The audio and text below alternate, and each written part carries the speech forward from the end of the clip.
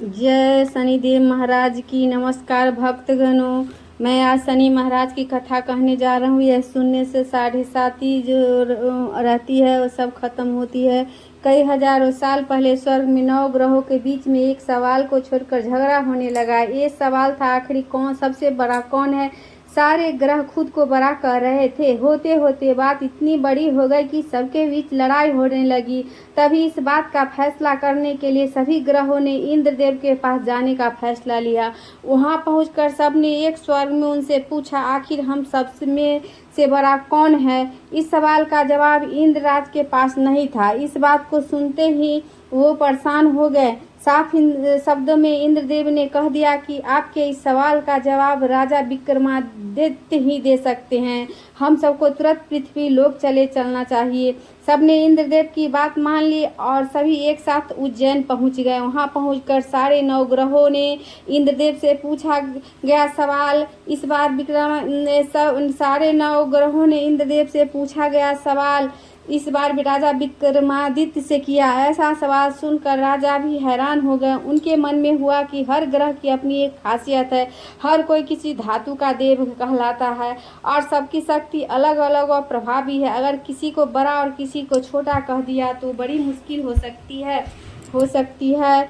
सोचते सोचते विक्रमादित्य के दिमाग में एक तरकीब आई। उन्होंने सभी ग्रहों का आसन बनवा कर लगा दिया। हर धातु के गुण के हिसाब से आसन लगाए गए थे, जैसे कि सोना, चांदी, कांसा, तांबा, सीसा, रंगा, जस्ता, अभ्रक और लोहा। इन आसनों में उनके स्वामी को बैठने के लिए कहा गया। सब एक एक करके अपने सिंहासन पर बैठ गए। सबके बैठने के बाद राजा विक्रमादित्य बोले कि आप लोगों के सवालों का जवाब तो खुद ही मिल गया है। अब जो सबसे आगे बैठा वही सबसे बड़े हैं। इस बात को सुनते ही आखिरी सिंहासन पर बैठे शनिदेव को गुस्सा आ गया। गुस्से में शनिदेव ने विक्रमादित्य से कहा, तुमने मुझे सबसे पीछे बैठाकर मेरा अपमान किया है। तुम्हें मेरी शक्तियों का अंदाजा नहीं है। मैं तुम्हें पूरी तरह से खत्म कर दूंगा। उन्होंने आगे कहा कि सूर्य किसी राशि में 1 महीने, चंद्रमा किसी राशि में 2.25 दिन, मंगल एक राशि में 1.5 महीने, बुध व शुक्र 1 महीने, बृहस्पति 13 महीने ही रहते हैं। इन सब के मुकाबले मैं किसी भी राशि में 7.5 साल तक 7.5 बनकर रहता हूँ।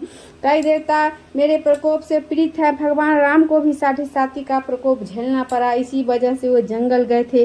रावण भी 7.5 की वजह से जंगल लड़ाई में मारा गया था। अब तुम्हारी बारी है। तुम भी मेरे प्रकोप से बच नहीं पाओगे। अब ये सब देखकर अनेक ग्रहों के देवता चले गए और शनिदेव भी नाराज होते हुए आगे निकल गए। इतना सब होने के बाद विक्रमादित्य परेशान थे, लेकिन वो पहले की तरह ही अपनी जनता के लिए न्याय करते रहे। होते होते वो आनंद से अपना जीवन जीने लगे। पर शनिदेव अपना अपमान बिल्कुल भी नहीं भूले थे।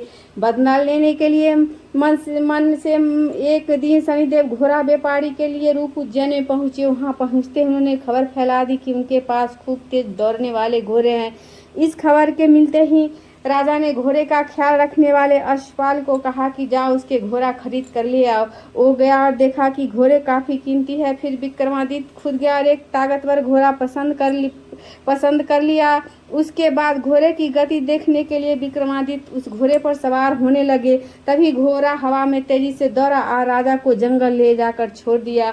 जंगल से राजा अपने नगर वापस आने का रास्ता ढूंढने लगे। उन्होंने कई घंटों तक रास्ता ढूंढा, लेकिन रास्ता नहीं मिला और भूख प्यास से तड़पने गए। कुछ ही देर में उन्हें एक चरवाहा दिखाई दिया। उसने राजा ने अपनी पानी मांगकर पी लिया और पानी के बदले में उसे अपने सोने की अंगूठी दे दी। उसके बाद राजा रास्ता पूछते हुए नगर पहुंचे। वहां सामने ही राजा को एक सेठ की दुकान दिखी।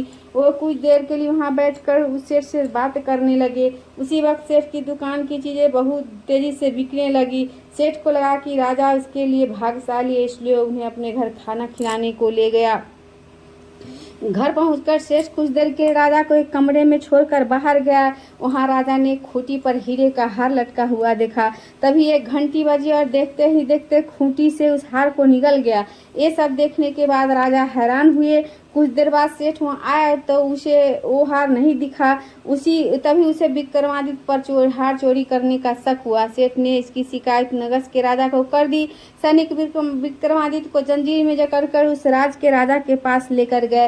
राजा ने विक्रमादित्य से पूछा, वो हार कहाँ है? उन्होंने जब जवाब दिया, उसे वहाँ की खूंटी निगल गई जिसमें वो हार टंगा हुआ था। इस बात को सुनते ही राजा गुस्से से लाल हो गए। राजा के जवाब से संतुष्ट नहीं थे, इसलिए विक्रमादित्य को हीरे के हार का चोर घोषित करते हुए हाथ पांव काटने की सजा दी।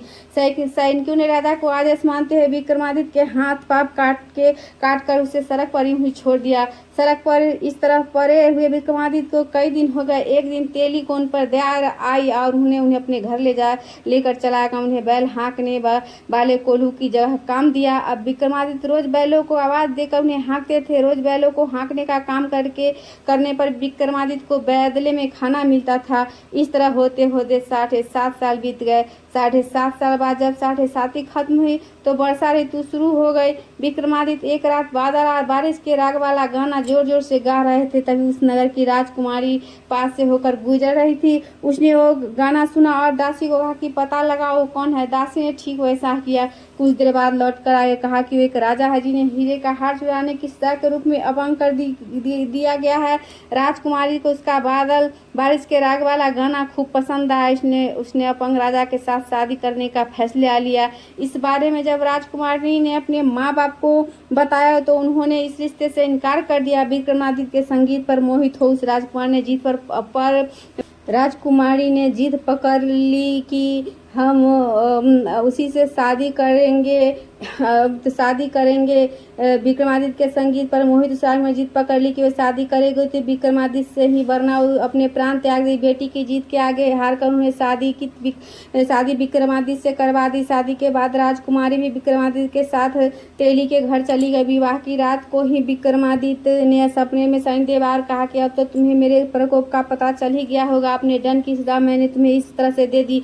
सपने में ही दुखी राजा ने शनिदेव से माफी मांगी। प्रार्थना करते हुए बोले, आपने मुझे जितना दुख दर्द दिया है उतनी किसी को और मत देना। विक्रमादित्य की प्रार्थना सुनकर शनिदेव को अच्छा लगा। उन्होंने सपने में ही उन्हें बताया कि जो भी इंसान मेरी पूजा करेगा, मुझ पर ही मन लगाकर ध्यान करेगा, मेरी कथा सुनेगा, चींटियों को आटा खिलाएगा, वो मेरे प्रकोप से हमेशा बचा रहेगा। साथ ही मैं उनके मनोरथ पूर्ण करूंगी।